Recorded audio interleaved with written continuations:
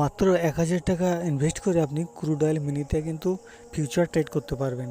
দেখুন এখানটায় ব্যালেন্স রয়েছে 1095 টাকা। তো আমি এখানটায় এটা ট্রেড নিয়ে দেখাচ্ছি, তারপর আপনি দেখতে পারবেন সরাসরি এখানে ট্রেড হচ্ছে কি না। এখান থেকে আমি 1 লট ক্রুড অয়েল মিনিট বাই করলাম, এখান থেকে বাই এক্সিকিউট হয়ে গেছে। তো এখানে আমি ট্রেড দেখাচ্ছি, ট্রেড পজিশনটা দেখুন।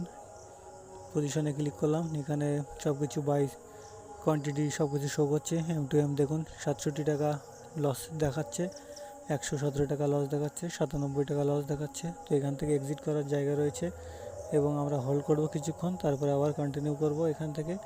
এবং যখন মুভমেন্ট আসবে তখন দেখাবো আপনাদেরকে কিভাবে আপনি এক্সিট করবেন কিংবা প্রফিট বুক করবেন।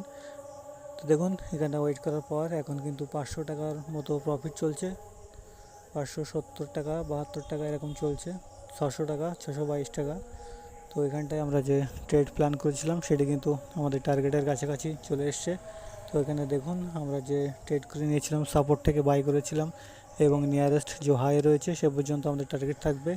তো এখানে প্রায় টার্গেটের কাছাকাছি যে মার্কেট চলে এসেছে।